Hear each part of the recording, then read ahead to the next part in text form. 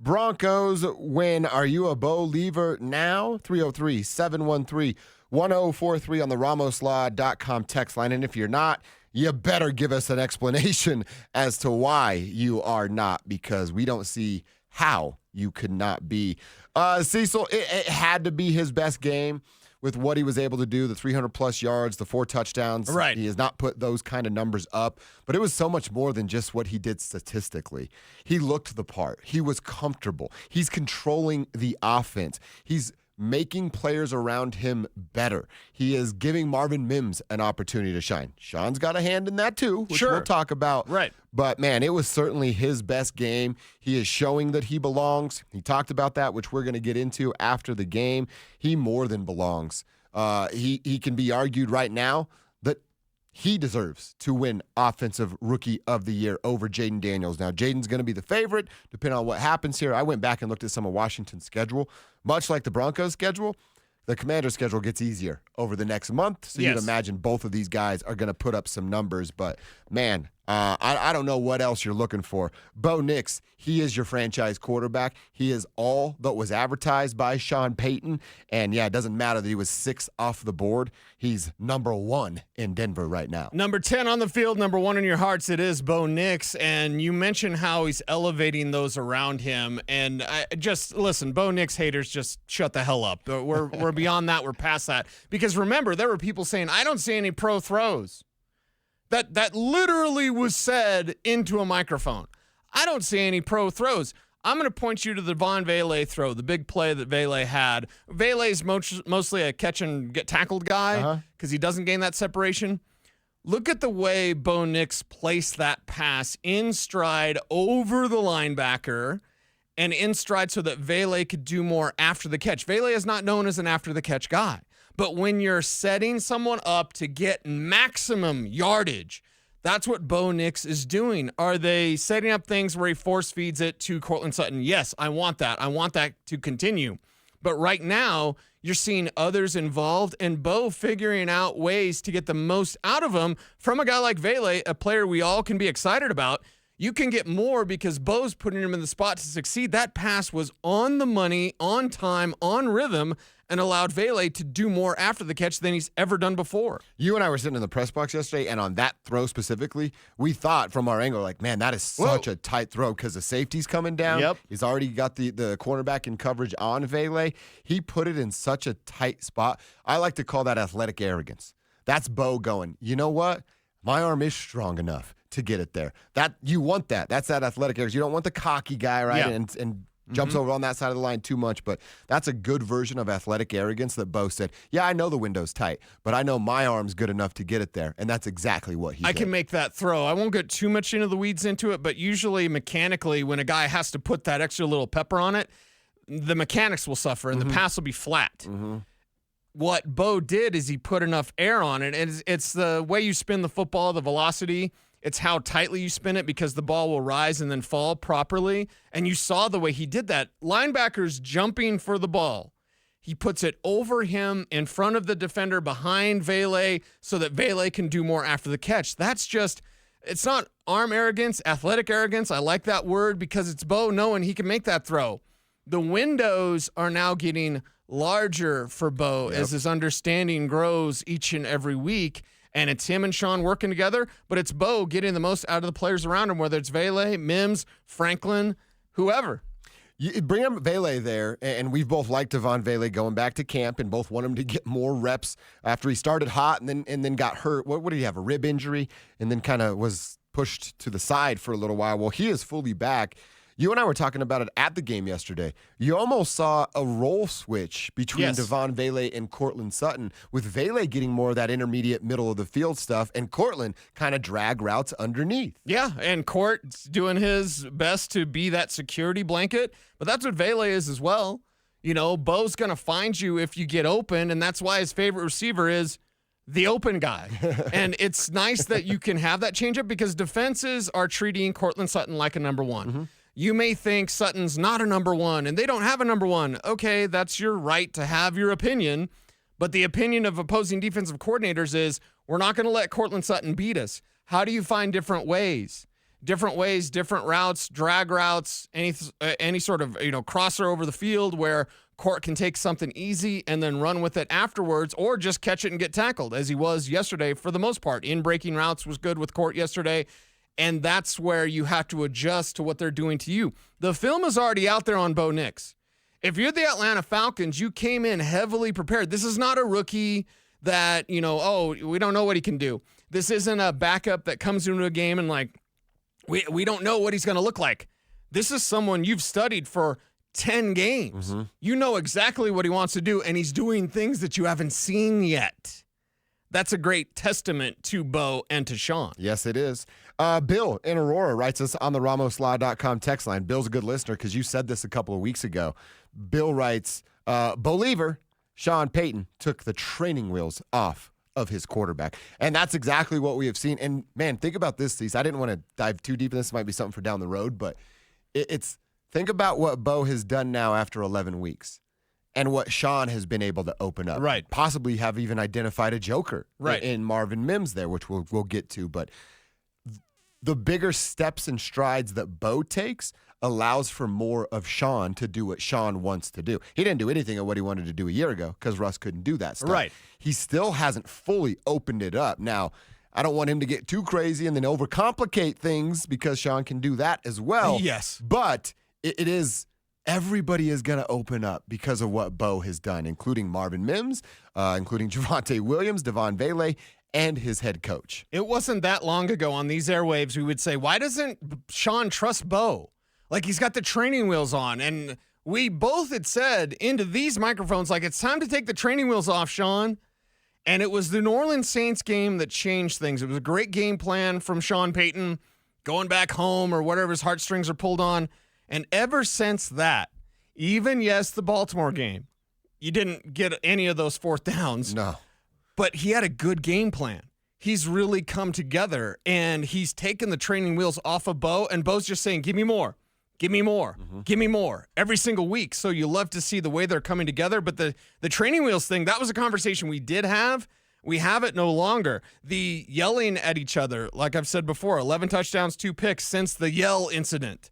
He's not throwing the interceptions that he was earlier this year. And Kev did dig up the numbers for me because the Saints game, he had 10 carries for 75 yards. Bo Nix is a threat as a runner, but he wants to beat you as a passer. Yep. So get this. The last 4 games, Bo has 16 attempts for 40 yards. Since that game against the Saints, where he had 10 carries for 75 yards, he's had 16 attempts for 40 yards in 4 contests. That, to me, shows the maturity of a quarterback. He can still beat you as a runner. Okay? Of course. They're not going to get rid of that tool in his tool belt, right? He's like Batman. He's got all these gadgets in his belt, right? There you go. Now Kev's all fired up. Yeah. But you look at it and you say, well, he's not just making one read and running. He's making full field reads, shocker, not shocked, and he's beating you with his arm. He can still beat you with his legs, but now he's beating you with his arm. Well, I have to give this caveat because texters will chime in. You know who else does that? Patrick Mahomes. Yep. You know who else has evolved into that? Yep. Lamar Jackson. Yep. Now, again, I'm not calling Bo those guys by any means, but you can identify a similar skill set and compare and contrast with that. And I think that's more than fair to do with Bo and his legs. Yes. Because you're absolutely right. Not only does he want to beat you with his arm, his head coach wants him to beat you with his arm as well. Right. More often than not. And if it's not there, be safe with the football. Big old check mark on that. Don't fumble the ball. Don't throw picks. Big check mark on that. And then, if it's a little hazy, because as a defense coordinator, the term is muddy. You want to muddy things up for a quarterback, showing half zone, half man, all these sorts of things. Where's the blitz coming from? But he's identifying the mic. He's making the line adjustments. Him and Wattenberg working really well together, doing that. They're running the ball to help out Bo. And then Bo's just picking you apart from the pocket. He's getting much more comfortable. Earlier this season, Bo was a little nervous, where he wouldn't stay and he tried to abandon the pocket. Like, now he's staying within the pocket. He's climbing the ladder, taking those steps forward while keeping his eyes downfield. And if it's muddy, just run. But things have been pretty clear with Bo Nix, and it's clear the Broncos not only have their franchise quarterback. That's old talk. The new stuff is, this is an era we are witnessing the beginning of the Bo Nix era, which could be championship level football one day.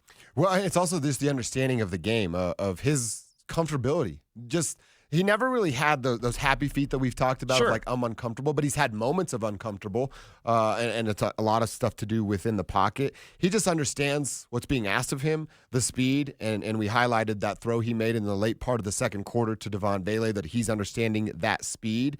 It's just he belongs. He fits. He's showing that he belongs, and he is only going to get better. Like this is the tip of the iceberg. We're just scratching the surface as to who Bo Nix can be as an NFL quarterback, because he still doesn't have a ton of talent around him. I said that. He's elevating even Courtland Sutton. Right. He's certainly elevating a Devon Bailey. We're watching Troy Franklin start to make some plays, catch the dang football, and make some plays, identifying how you can use a Marvin Mims. And, I mean, now we all thought it was an estimate day, but Javonte Williams was able to get some stuff going on the ground as well, elevating everybody around him as the game is slowing down. I mean, what else could you ask for a rookie quarterback? And now your rushing lanes are going to be more open because it's no longer, do what you can to stop the run and dare Bo Nix to beat you. Message. Bo Nix can beat you. He will. He will beat you. Mm-hmm. So now, as a defender and as a defense coordinator, you adjust and say, okay, let's play a little more cloud coverage. Let's muddy things up. Let's play some zone. He's just going to pick you apart. And then if you're backing up and you're rushing 4, or dare I even say rush 3, now you just hand off all day. Your rush lanes are larger, and the utilization of Marvin Mims, it's been outstanding. Marvin has never admitted this publicly, but I'm around him every week. I talk to him once a month, whatever it is. Marvin had to be pretty pissed off with his lack of offensive usage, right? He never said it. He never said it off the record. He never said it on the record. But I've asked Marvin about, how you got to stay patient waiting for your time to shine. He's like, I just got to go out there and work hard. So he gave me the player speak answer, but you could tell there was a fire burning. And if there's one thing that Sean Payton loves, it's fire. Mm-hmm. We talk about that with the yelling of Bo Nix. Bo Nix yelled back at him. Bo Nix has a spine, everybody. He's not just going to stand there with a blank stare. Sorry, James, you guys just wasn't going to fit with Sean. No. Wasn't going to fit with Sean. And with Marvin Mims yelling at Johnny Morton in training camp, just having this fire stew within his belly all season long because they're not using. He's a second-round pick. Mm-hmm. He's not some slappy that you picked up off the street, and I don't know, but he's really fast. Marvin Mims has skill. You see it when he's an all-pro, second team, all-pro return man and a Pro Bowl return man. Yep. He has skill, and Sean has gone, wait a second, you can't really run routes, but you're really fast? Line up in the backfield and run a wheel route. Yeah. And I'm going to get you the ball, and you're going to score touchdowns for this offense. So you see Bo elevate guys. You see Sean Payton figure out the talent around, and that's why everybody is fired up offensively, because they know with Bo, Javonte Williams said it last night, there is no limit on this offense. No. He might be right. And you know what, too? I've been thinking about this with the Russ conversation. We can officially stop that. Sure. Because it is actually, and as weird as this is going to say, give me some time to explain on it here, it's worked out for everybody the way it's supposed to have worked out. And it sucks to think about that with the Broncos, because they're eating $50 million and then they're going to eat another 30 next year for Russell Wilson to not play here. But you know what that did, Cease? That gave them the opportunity, is what I'm going to call it, to actually tear it all down. Something they needed to do so badly for 8-9 years and just didn't want to do it. John didn't want to talk about the R word. He didn't believe in Windows and all the stuff that Elway had to say. And I get it from their perspective, at least John's, because he had so much success in the role he was playing. But they needed that so badly. And if you just continue to play this out and try to force a square peg into a round hole with Russell Wilson and Sean Payton, it would have just kicked that rebuild can down the road for another 2 years minimum, when the dead cap would go away. It worked out, man. Good for Russ. Honestly, good for you, Russ, that you found a situation that works for you, because your NFL story and your life was going to end in a really, really bad way. I'm actually happy that he has the opportunity that he has in Pittsburgh, because it was never going to happen here. And Denver needed something like a $50 million cap hit to smack them square in the face to go, we got to stop doing this dance. We have to do this the right way. They're doing it the right way for the first time in 9 years, and 11 weeks into doing it the right way, they've identified their franchise quarterback and are a true player for the wild card. What more can we ask for? Do you remember your growing pains growing up? It's like, my legs hurt. I don't know why. I'm 15. Like they're totally hurt. Rebuilding is painful. Rebuilding requires painful decisions like, hey, Greg Penner, I need you to eat a bunch of money so that guy can go away. Yeah. Now, again, I guess we're happy for us. I don't know. Don't really care. He's not here. But that decision in and of itself, one seen by some is like, oh, that's so embarrassing. No, it's just good business. In good business, sometimes you got to cut your losses. That's right. In rebuilding, you got to make tough decisions. You got to make tough calls. Justin Simmons, although he did use a potty mouth word before the game. I don't know if you saw that. I didn't see that. We can't play the audio, Kev. He said it into a microphone? Yep, because they did the huddle thing, and he's like, hey, we're going to beat them in their own house. F them. Oh, okay. Justin Simmons said that about Broncos fans. So then Broncos fans are like, oh, yeah? Oh, yeah? How about we just beat you down? Did Justin play yesterday? He was on the field. Yeah. Oh, he You was. didn't see when Javonte ran him over for a touchdown? Oh, yeah, I forgot about that play. Okay, yeah, I couldn't believe the Broncos won without Justin Simmons. Well, and here's the thing. Rebuilding requires painful decisions. Justin's been a great pro. Kev doesn't like him, but whatever. Like, you make these decisions because you have a vision for what this can become. So a tough decision there. An easy decision for y'all, if you're watching us on YouTube. Hi, YouTube. Like, comment, share, subscribe. Hit the notification bell so that you never miss a vid. We appreciate you very much. But things are looking up for the Denver Broncos in this Bo Nix era that we now get to enjoy. Broncos country, big day for you. As we've been saying, tell us how you feel. 303-713-1043. That is the RamosLaw.com text line. Join us there. Throw your name on your text, and we'll give you a shout out. How you feeling about where the Broncos are, where they can be, and if Bo Nix